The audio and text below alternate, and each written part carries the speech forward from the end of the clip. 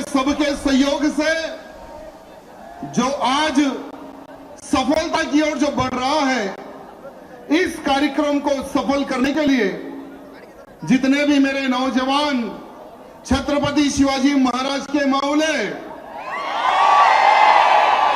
और हमारी माताएं बहनें इस कार्यक्रम को सफल बनाने के लिए आए हैं, मैं आप सबको हृदय से प्रणाम करता हूं, धन्यवाद प्रकट करता हूं। मित्रों, जब से मैं देख रहा था कि कार्यकर्ताओं में जोश है लेकिन होश नहीं है। कार्यकर्ताओं में बहुत जोश है। अगर मैं किसी पर्वत को बताऊं कि इस पर्वत को हटा दे, तो आप 2 सेकंड में उस पर्वत को हटा सकते हैं। उतनी शक्ति, उतना जोश आप सब में है, लेकिन अब हमें जोश से नहीं, होश और टेक्निकली हमें काम करना है। आज हम सबका एक लक्ष्य होना चाहिए कि हमारे भारत देश को एक अखंड हिंदू राष्ट्र हम कैसे घोषित करें, उस पर हमें विचार विमर्श करने की आज आवश्यकता है। हमारे इस महाराष्ट्र की पवित्र धरती पर जिस प्रकार से लव जिहाद, लैंड जिहाद, गौ हत्या एवं वक्फ बोर्ड का जो अत्याचार हमारे महाराष्ट्र में जो फैलते जा रहा है, इसको हम किस प्रकार से रोके, उस विषय पर हमें विचार विमर्श करने की आज आवश्यकता है। मैंने देखा है, जब जब मैं सोलापुर की इस पवित्र धरती पर आता हूं, मुझे बहुत प्यार इन नौजवानों द्वारा मिलता है। बहुत ही अच्छा संगठन देखने को मिलता है इस क्षेत्र में।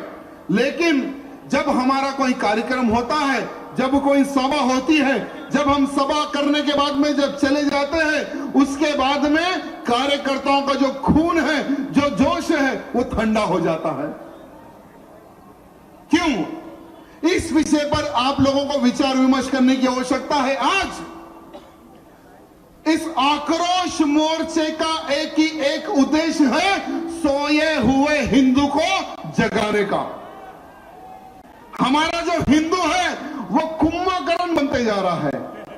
कुंभकर्ण पता है कौन था? जो 6 महीने खाता था और 6 महीने सो जाता था, फिर उसको उठाने के लिए बहुत मेहनत करनी पड़ती थी। वैसे ही आज का हमारा हिंदू भाई कुंभकर्ण बढ़ते जा रहा है। मित्रों, हमारे इस सोलापुर के क्षेत्र के हिंदुओं की रक्षा कौन करेगा? क्या हम हैदराबाद से आएंगे? बोलिए आप। या हमारे नितेश भाई राणा जी, जो मेरे बहुत अच्छे दोस्त हैं, मेरे मित्र हैं, मेरे चुनाव प्रचार के लिए भी वो आए थे, क्या वो आएंगे? आपकी रक्षा आपको खुद ही करना पड़ेगा। लव जिहाद को मुंह तोड़ का जवाब देना आपको ही पड़ेगा। गमा की रक्षा आपको ही करनी पड़ेगी। वक्फ बोर्ड के नाम पर जो नोटिस भेजा जा रहा है, इन गद्दारों को जवाब आपको ही देना होगा, संगठित होकर। मैंने सुना है कि यहां के कार्यकर्ता जातिवाद में बढ़ते जा रहे हैं। जातिवाद, धर्मवाद में हम लोग बढ़ रहे हैं। इसका नुकसान किसे होगा? किसको होगा नुकसान? मैं लिंगायत हूं, मैं क्षत्रिय हूं, मैं गौड़ हूं, मैं मराठा हूं, ये अगर भावना हम सब में रहेगी तो कभी भी हिंदू राष्ट्र हमारा भारत देश नहीं बनने वाला। मेरे भाइयों, बनेगा क्या?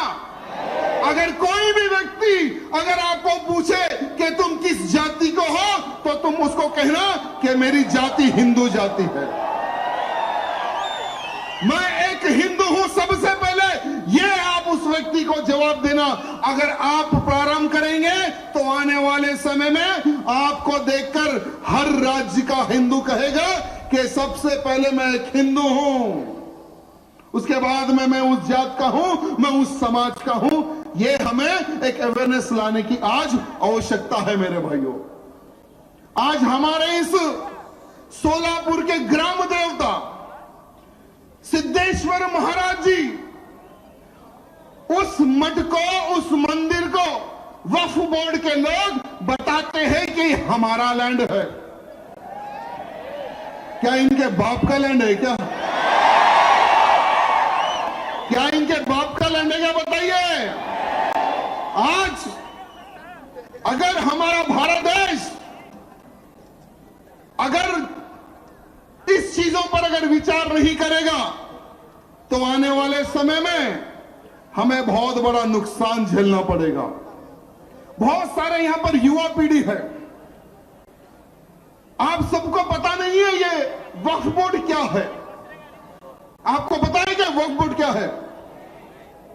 ये वक्फ बोर्ड एक ऐसा कानून, एक ऐसा एक्ट बनाया गया, अगर कोई भी वक्फ बोर्ड का मेंबर, कोई भी व्यक्ति अगर इस बिल्डिंग को अगर एक नोटिस भेज दे कि ये लैंड, ये बिल्डिंग वक्फ बोर्ड की है, तो ये बिल्डिंग वाला खाली करके चले जाना।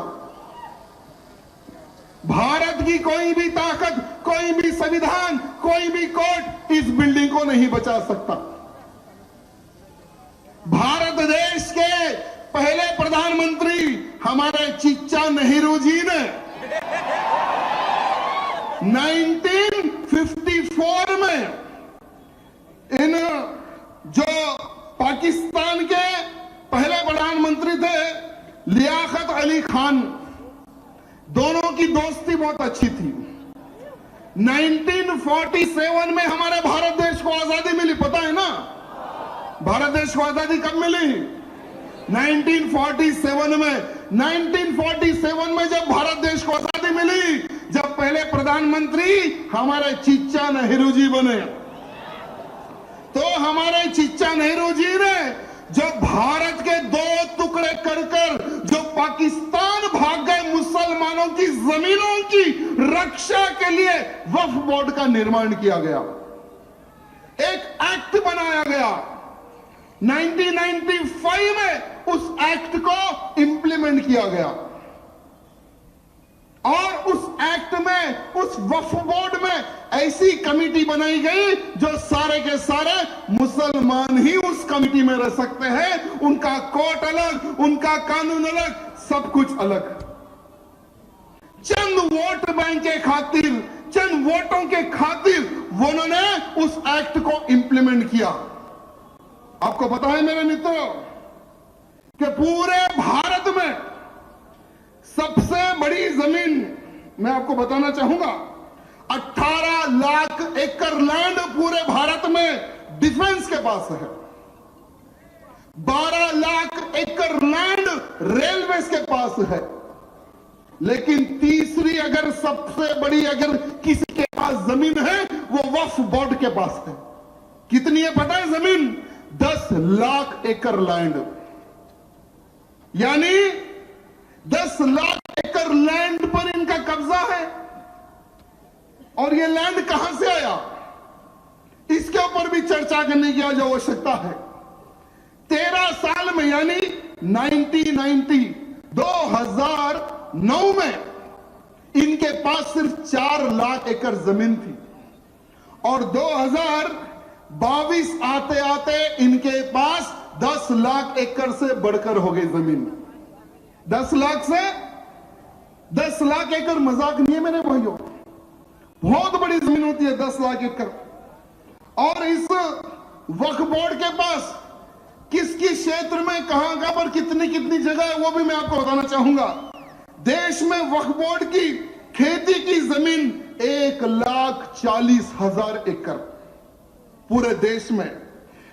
देश में वक्फ बोर्ड की दरगाह, मजार, मकबरे की जमीन 33,000 एकड़। देश में वक्फ बोर्ड की जमीन, कब्रिस्तान की जमीन 1,50,000 एकड़ लैंड। देश में वक्फ बोर्ड का लैंड जो दुकानें होती है ना इनकी 1,06,801 दुकानें इनकी है। कितनी है? कितनी है? आप सोचिए, देश में वक्फ बोर्ड के जितने जो घर है ना, इनके कंट्रोलिंग में घर होते 90,000 घर है। देश में वक्फ बोर्ड की ईद का जो होती है ना, दरगाह और का जो कुछ कपड़ा उपड़ा डाल लेके वहां बैठ जाते हैं, 9100 इनके पास जो दरगाह टाइप की जमीनें हैं। तमिलनाडु में एक मंदिर है मेरे भाइयों, प्राचीन मंदिर तमिलनाडु में, जो कि 1500 सालों से वहां पर हिंदू पूजा करता है, 1500 सालों से। और ये लोग उस जमीन के ऊपर दावा ठोक देते हैं कि ये जो मंदिर है ये वक्फ बोर्ड का लैंड है। मंदिर में पूजा बंद है, मंदिर में ताले गिर गए। साथ ही साथ दिल्ली, आपको पता है ना, दिल्ली जितना बड़ा स्टेट है उससे 2 गुना एक्स्ट्रा लैंड वक्फ बोर्ड के पास है, यानी 2 दिल्ली एक्स्ट्रा बनाए उतना लैंड इन वक्फ बोर्ड के पास है। अगर मैं केवल सिर्फ महाराष्ट्र की अगर बात करूं कि महाराष्ट्र में वक्फ बोर्ड का लैंड कितना है, तो सुनिए, पुणे में 9013 यानी 9300 एकड़ लैंड, नागपुर में 2200 एकड़ लैंड, नासिक में 8400 एकड़ लैंड, कोंडाना में 6000 एकड़ लैंड और अमरावती में 2800 एकड़ लैंड। करीब सिर्फ अगर हम महाराष्ट्र की अगर बात करेंगे तो 1 लाख एकड़ लैंड हमारे महाराष्ट्र में इन लैंड जिहादियों ने कब्जा करके रखा है। मैं हमारे शिंदे जी से निवेदन करना चाहूंगा, शिंदे जी, आज आपको हम जब भी देखते हैं तो बाला साहब ठाकरे जी का रूप आप में दिखता है। मैं आपसे निवेदन करना चाहूंगा कि आप भी केंद्र को एक पत्र लिखे। आपके जितने भी सांसद जो पार्लियामेंट में हैं उनको बोलिए कि एक प्राइवेट बिल आप ठोक दे। जैसे नरपत सिंह जी ने एक प्राइवेट बिल डाला है कि ये जो भारत में जो 10 लाख एकड़ जो लैंड है ये भारत इनके कंट्रोल में ले ले, भारत कंट्रोल में ले ले। तो इसी प्रकार से भारत के जितने भी हिंदूवादी सांसद हैं उनसे मैं निवेदन करना चाहूंगा कि आप लोग भी एक प्राइवेट बिल फेंक दे। और केंद्र के हमारे प्रधानमंत्री मोदी जी हैं केंद्र में, और उनको सभी लोगों को यह निवेदन करना है कि ये 10 लाख एकड़ लैंड केंद्र अपने कंट्रोल में लेकर जो पाकिस्तान से 15 लाख हिंदुओं को मार मार कर उनकी हत्या करके ट्रेनों में भरकर भारत भेजा गया, कश्मीर से कश्मीरी पंडितों को मार मार कर भगाया गया, आज भारत में यहां वहां पर बसे हुए हैं, उनके लिए प्रधानमंत्री आवास योजना के तहत घर बना के दे। जिन हिंदुओं को घर नहीं है उन हिंदुओं को घर बना के दे, कॉलेजेस बना के दे, हॉस्पिटल बना के दे, युवा पीढ़ी को स्पोर्ट्स के प्रति और जागरूकता पैदा करने के लिए बड़े बड़े स्टेडियम वहां पर बना के दे। ये हो सकता है ना? मोदी जी है तो सब मुमकिन है मेरे भाई, मोदी जी है तो सब मुमकिन है और ये होने वाला है, समझ के चलो, इसको कोई रोक नहीं सकेगा। साथ ही साथ हमारा एक मित्र बता रहे थे कि हमारे सोलापुर में एक क्षेत्र है, लगभग 250 गरीब मकान है, वहां पर इन्होंने दावा ठोक दिया कि ये लैंड वक्फ बोर्ड का लैंड है। आज दर बदर वो लोग भटक रहे हैं, उन लोगों पे दबाव डाला जा रहा है कि आप लोग हमारा धर्म कबूल लो तो हम आपको यहां पर रहने देंगे, नहीं तो आपको रहने नहीं देंगे। हमारे सोलापुर बिल्कुल बाजू की है, एकदम बगल में ही है, जहां पर इन्होंने नोटिस भेजकर सभी हिंदुओं को परेशान किया जा रहा है। साथ ही साथ हमारे पुणे में जो राजीव गांधी पार्क है 20 एकड़ का लैंड, लगभग 100 करोड़ रुपए का लैंड है, उसको इन्होंने वक्फ बोर्ड प्रॉपर्टी घोषित करने के लिए दबाव डालना स्टार्ट किया, उसको भी नोटिस भेज दिया है। जब पुणे की बात आई तो एक बहुत ही अफसोस घटना सुनने को मिली है। कल का मेरा प्रोग्राम था सासवाड़ा में, आज रात को मैं निकलने वाला था सासवाड़ा में, मुझे पता चला कि हमारे दोस्त की हत्या कर दी गई। जो शरद भाऊ जी है वो और मैं इसी प्रकार की एक धर्म सभा को हम लोगों ने संबोधित किया था शिरडी के श्रीरामपुर में। वो इंसान जो अपना पूरा जीवन देश के प्रति, धर्म के प्रति गौ रक्षा में बिता दिया, वो इंसान जिसने जेल में एक आतंकवादी को उसकी सबक सिखाकर उसको वहीं पर 72 हुरों के पास पहुंचा दिया था, वो हमारे शरद भाऊ को धोखे से हमारे ही कुछ चमचों को, हमारे ही कुछ गद्दारों को खरीद कर उनका कल मर्डर कर दिया गया। वो जो शरद भाऊ की जो धर्म पत्नी है वो भी एक हिंदूवादी है, वो भी आज इस मंच पर आने वाले थी, उनका भी मान सम्मान का कार्यक्रम था। हम सब लोग मिलकर शरद भाऊ की आत्मा को शांति के लिए प्रार्थना करना है और तुलजा भवानी माता से प्रार्थना करना है कि हे मां, शरद भाऊ को अपनी चरण में जगह दे दे और फिर से इस दुनिया में भेजो, क्योंकि उनका जो अधूरा काम था हिंदुत्व के प्रति वो और भी आगे काम कर सके, फिर कोई ना कोई किसी के भी घर में उनको फिर से जन्म दे। ये हमें मां से प्रार्थना करना है। इतिहास गवाह है मेरे भाइयों,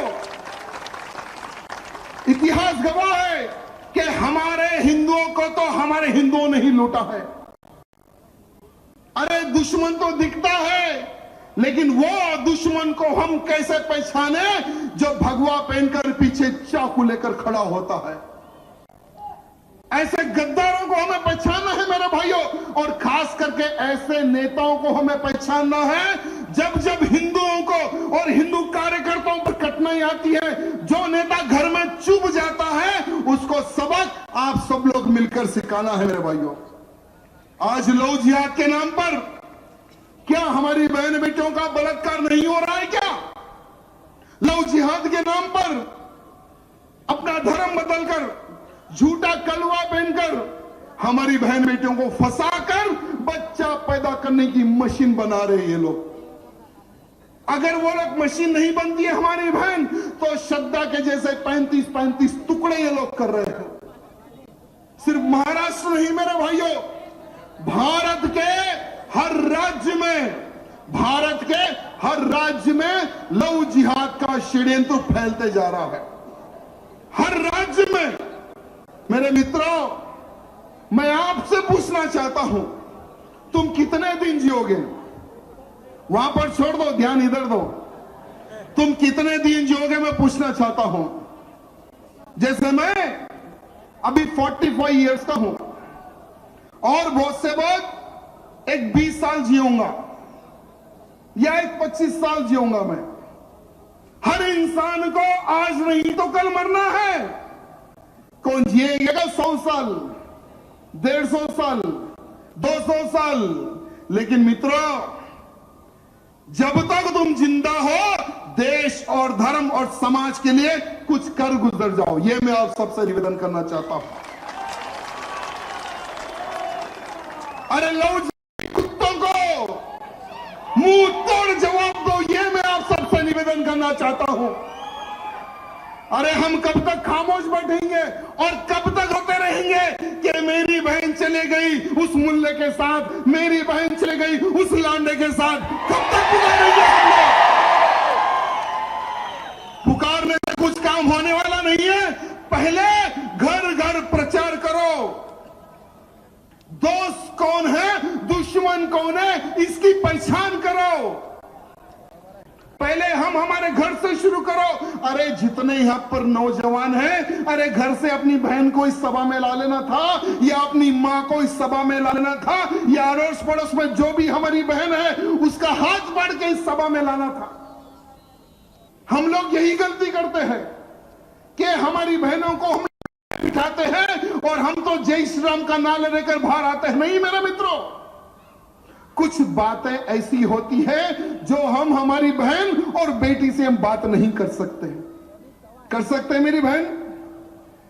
कुछ बातें होती है ऐसी, लेकिन वो कुछ बातें अगर हम कर सकते हैं तो हमारी धर्म पत्नी के द्वारा कर सकते हैं, या हमारी मां द्वारा कर सकते हैं, या हमारी बड़ी बहन द्वारा कर सकते हैं, वो महिला होकर महिलाओं में अगर प्रचार करेंगे कि ये हमारा दोस्त है और ये हमारा दुश्मन है, अगर इसका हम लोग प्रचार करेंगे तो मैं गारंटी देता हूं एक भी हमारी बहन, सोलापुर की बहन लव जिहाद का शिकार नहीं बनेगी। एक भी हमारी बहन सोलापुर में लव जिहाद का शिकार नहीं बनेगी, यह मैं चैलेंज करता हूं। अरे हमारे महाराष्ट्र की धरती पर एक शेर हुआ करते थे जो खाली खड़े होकर सिर्फ एक नारा लगाते थे तो लांडों की फट जाती थी। आज उन्हीं की धरती पर लव जिहाद हो रहा है। आज बाला साहब जी की धरती पर गौ हत्या हो रही है। आज लैंड जिहाद हो रहा है, धर्मांतरण हो रहा है। मैं हमारे एकनाथ शिंदे भैया जी को यह निवेदन करने के लिए आया हूं कि भैया जी, अगर इन हिंदुओं का आशीर्वाद अगर आपको चाहिए तो हिंदुत्व की बात आपने परसों की है, मुझे अच्छा लगा मलंगड़ के लिए। मच्छिंद्र नाथ जी की समाधि के ऊपर हरा कपड़ा डालकर ये कहते हैं कि हमारी दरगाह है। अरे उसी स्थान पर 6 महीने पहले मैंने एक सभा की थी और मैंने कहा था कि चलो आज ही उस पहाड़ पर चढ़ेंगे, हरे को मिटाकर भगवा कर देंगे। तो हमारे पुलिस भाई सभी लोग आ गए, 100-200, नहीं सर आप नहीं जा सकते। तो मैंने कहा कि तुम मुझे आज रोक रहे हो, कल का दिन देख लेना। आज ये मेरे की आवाज है, आने वाले समय में पूरे महाराष्ट्र के हिंदुओं की आवाज होगी। और वही मलंगड़ के ऊपर जो मच्छिंद्र नाथ जी की समाधि है, मुख्यमंत्री जी ने बहुत अच्छी बात कही है, इसके लिए मैं उनको धन्यवाद प्रकट करता हूं। और हमारे मुख्यमंत्री से निवेदन करना चाहूंगा कि मुख्यमंत्री जी, इन लांडों के वोटों के चक्कर में मत जाइए। अरे आपका जो समय है ना, वो समय खर्च गौ मांस खाने वालों के पीछे ना दे, गौ रक्षा करने वालों के पीछे आप समय दे। मैं देखता हूं कि भारत की कौन सी ताकत होगी जो आपको हरा सकेगी। कोई आपको नहीं हरा सकेगा। अरे महाराष्ट्र का इतिहास है, महाराष्ट्र का एक इतिहास है जो हिंदुत्व की बात करता है, उसको ऊपर उठाकर रखता है। यह महाराष्ट्र का हिंदू है। शिंदे जी से निवेदन करना चाहूंगा कि भारत के हर वो हिंदू आज आपके तरफ देख रहा है, योगी आदित्यनाथ जी की तरफ देख रहा है और प्रधानमंत्री मोदी जी की तरफ देख रहा है। हमारे शिंदे जी से निवेदन करना चाहूंगा कि महीने या 2 महीने, 6 महीने में एक बार हमारे योगी जी के पास जाकर चाय पे चर्चा करके आ जाइए। योगी जी किस प्रकार से बुलडोजर चढ़वाते हैं इन लव जिहादों पर, ऐसे कुछ बुलडोजर आपको भी महाराष्ट्र के हर जिले में खरीद कर रखना है आपको। या नहीं तो जहां जहां पर आपके आमदार है या खासदार है, सबको एक एक बुलडोजर गिफ्ट दे दो। जहां कहीं भी लैंड जिहाद होता है, जहां कहीं भी लव जिहाद होता है, जहां कहीं भी गौ माता की हत्या होती है, उस आमदार और उस खासदार को ये ऑर्डर दे देना कि बेटा चढ़ जा लेकर बुलडोजर। फिर देखिए कि कहां पर कौन गौ माता को काटेगा क्या होना चाहिए? या सिर्फ राजा सिंह की आवाज है या महाराष्ट्र के हर वो नौजवान की आवाज है? आप बताओ मेरे को। आप चाहते हो ना?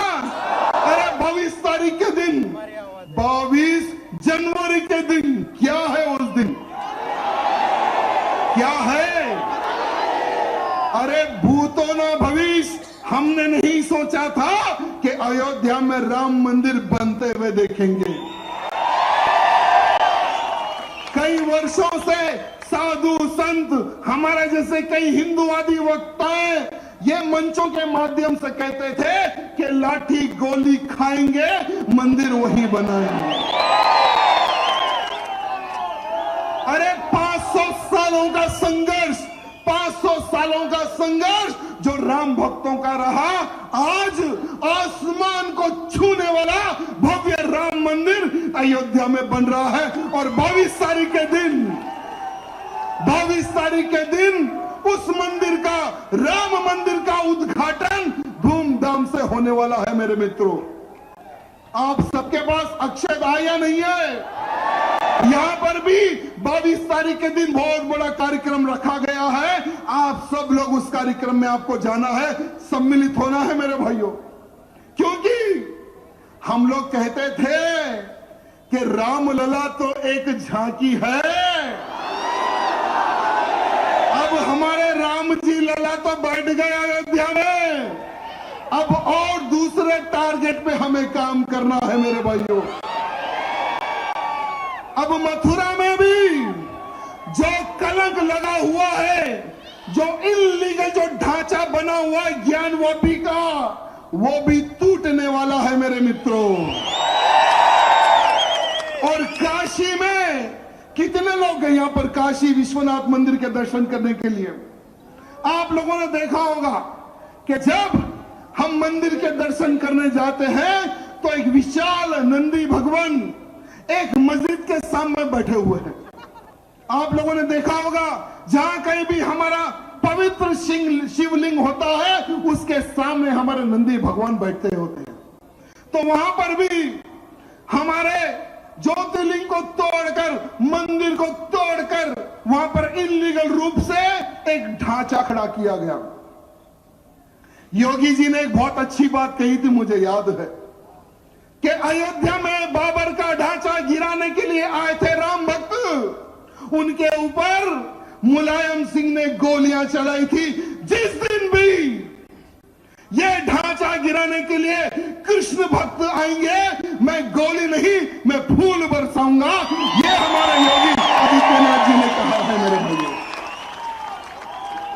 और बहुत ही जल्द वो भी कार्य होगा और हम सब वो कार्य देखेंगे। यानी हम सब के सब लोग बहुत ही भाग्यशाली हैं जो अयोध्या में राम मंदिर देख रहे हैं, काशी में मंदिर बनते हुए देखेंगे, मथुरा में कृष्ण जी का मंदिर बनते देखेंगे। हम बहुत भाग्यशाली हिंदू हैं जो अखंड हिंदू राष्ट्र भी बनते हुए हम सब लोग देखेंगे। और देख लेना कि भगवा में कितनी ताकत होती है। जब जब भगवा खड़ा होता है, जब जब हिंदुत्व खड़ा होता है, तो सरकारों को झुककर हिंदुओं के पक्ष में निर्णय लेने के लिए वो लोग मजबूर हो जाते हैं। ये होता है हिंदुओं में संगठन मेरे भाइयों। मैं आज सोलापुर में तीसरी बार आया हूं। हर बार कार्यकर्ताओं को एक मैसेज देता हूं, एक काम देकर जाता हूं। आज भी एक काम आपको देकर जाऊंगा मैं। करोगे? पक्का? आप साबुन खरीदो, बिस्किट खरीदो, आटा खरीदो या कोई भी चीज खरीदो, खरीदने से पहले उसके पीछे एक बार देख लेना। क्या देखना है उसके पीछे? हलाल सर्टिफाई कहीं पर ये लिखा हुआ है क्या? ये चीज देखना आप लोग। अगर हलाल सर्टिफाई या हलाल का अगर ट्रेड मार्क रहा तो वो उठाकर उस दुकान वाले के मुंह पे मार देना। अब देखिए ये हलाल क्या चीज है। ये हलाल का जो सर्टिफिकेट है, ये कोई भारत की सरकार नहीं या महाराष्ट्र की सरकार नहीं, ये एक इस्लामिक ऑर्गेनाइजेशन लोग हैं जो हलाल सर्टिफिकेट का निर्माण करते हैं और कंपनियों को देते हैं। हल्दीराम, हिमालय प्रोडक्ट, पतंजलि प्रोडक्ट, महिलाओं का श्रृंगार, कोल्ड ड्रिंक हो, टूथपेस्ट हो, खाने का सामान, मेडिकल सामान, चावल हो, दाल हो, आटा हो, हर चीज पर पहले मांस पर ही हलाल का एक स्तंभ होता था, वो भी इस्लामिक कंट्री में जाने वाला आइटम पर ही ये लोग स्टैम्प मारते थे। लेकिन आज हर हिंदू जो भी प्रोडक्ट खरीद रहा है उसके पीछे हलाल का ट्रेड लगाकर ये लोग बेच रहे हैं। ये बहुत खतरनाक है मेरे हिंदू भाइयों। अगर इसको हम नहीं रोकेंगे तो आने वाले समय में वो जो पैसे से ये लोग कमाई करेंगे उसी से हमारी हत्याएं होगी। यूपी में एक कमलेश तिवारी नाम का एक हिंदुवादी नेता था, उसकी गला काटकर हत्या की गई इन लांडों द्वारा, मार दिया गया उसको। यूपी का और एक देशभक्त चंदन गुप्ता, दिल्ली का अंकित तिवारी, इनकी भी हत्याएं हो गई। जो हत्या जिन्होंने किया है उनको फाइनेंशियली, फिजिकली यही लोग एडवोकेट खड़ा करके उनके बिल के पैसे लोग देते हैं। भारत में लव जिहाद जैसे संगठनों को बाइक का पैसा देते हैं, पेट्रोल का पैसा देते हैं। उनको अच्छे कपड़े खरीदने के लिए यही सर्टिफिकेट से पैसे कमाने वाले लोग देते हैं। मेरे भाइयों, आपको पता है कि ये कौन से नाम पर ये लोग सर्टिफिकेट देते हैं? जमीयत उलेमा हिंद, जमीयत उलेमा महाराष्ट्र, इस पे ध्यान देना मेरे भाइयों। जमीयत उलेमाए महाराष्ट्र, हलाल सर्टिफिकेशन इंडिया, ये सब के सब इलीगल रूप से हमारे भारत में सर्टिफिकेट के नाम पर स्टैंप लगाकर लाखों करोड़ रुपए लोग कमा रहे हैं। 2006 में मालेगांव बम ब्लास्ट, 26/11 में मुंबई रेल ब्लास्ट, 26/11 हो, यानी कईयों ब्लास्ट जो हुए हैं उनके पीछे भी यही आतंकवादी संगठन फाइनेंशियली और फिजिकली ये लोग पैसे खर्च करते हैं मेरे भाइयों। इसीलिए हमारी मौत का सामान हमें नहीं लेना है मेरे भाइयों, हमारी मौत का सामान हमें नहीं लेना है। इसलिए कोई भी चीज खरीदो, एक बार उसको देखो, समझो, उसके बाद में ही खरीदो। ये मैं आप सबसे निवेदन करना चाहूंगा। साथ में आखिरी बार मैं आपको एक काम देकर जाने वाला हूं। जो भी हिंदू भाई यहां पर आज अकेला आया है, आने वाले समय में जैसे इस आक्रोश मोर्चे के जो भी ऑर्गेनाइजेशन भाई बंधु है उनसे निवेदन करना चाहूंगा कि फिर 6 महीने के बाद एक सभा का आयोजन आप सबको करना है और उस सभा में लगभग मैं 5 घंटे मंच पर रहूंगा। पहले 5 घंटे में से 4 घंटे रिपोर्ट कार्ड पूछूंगा आप सबसे। आपको जो मैं काम देने वाला हूं, सबसे पहले कि मैंने सोलापुर में इतनी गैया मैयाओं को बचाया है वो आप मुझे बताना है। मैंने इतने लव जिहादियों के हाथ से मेरी बहन बेटियों की रक्षा की है, वो कार्ड आपको बताना है। मैंने लैंड जिहादियों से इतने लैंड को, इतने हिंदुओं के लैंड को मैंने सुरक्षित किया है, वो आप सबको बताना है। मैंने लव जिहाद के नाम पर घूमने वाले लांडों को इतने फोड़े हैं, ये मुझे आप बताना है। मेरे भाइयों, भले ही हमारे महात्मा गांधी जी ने देश को आजाद कराया था, मैं 2 इंसान का फॉलोअर हूं, एक तो महात्मा जी के डंडे का, दूसरे छत्रपति शिवाजी महाराज की तलवार का। और हमें इस देश को अगर हिंदू राष्ट्र बनाना है तो हमें छत्रपति शिवाजी महाराज जैसी सोच रखने की आवश्यकता है। आज अगर मैं छत्रपति शिवाजी महाराज का मौला हूं, ये भावना अगर आप में आएगी, मैं चैलेंज करता हूं मेरे भाइयों, आने वाले समय में हमारी आवश्यकता आपके इस सोलापुर को नहीं पड़ेगी, क्योंकि आप ऐसा कोई मौका नहीं देंगे कि हमें यहां कर यह बोलना पड़े कि यहां पर लव जिहाद हो रहा है, यहां पर लैंड जिहाद हो रहा है, यहां पर गौ हत्या हो रही है। यह बोलने के लिए आप लोग हमें मौका नहीं देंगे। पक्का है ना? काम दोगे ना? भारत को हिंदू राष्ट्र बनाना है ना, लव जिहादों को काउंटर देना है ना, गौ हत्या को रोकना है ना, तो सभी लोग अपने फोन टॉर्च लाइट खोलो और हमें हमारे के हिंदूवादी जो मुख्यमंत्री है एकनाथ शिंदे जी को यह मैसेज देना है कि शिंदे जी, हमारे महाराष्ट्र में जो भी गौ हत्या करेगा उसको आप सबक सिखाए, नहीं तो हम सबक सिखाएंगे। जो अभी लैंड जिहाद करेगा उसको आप सबक सिखाए, नहीं तो हम सबक सिखाएंगे। जैसे हमारे नीतीश भैया जी ने कहा कि हम लव जिहादियों के आंखों को निकालकर घोटी खेलेंगे, ये भी काम आप सबको करना है। बोलो भाई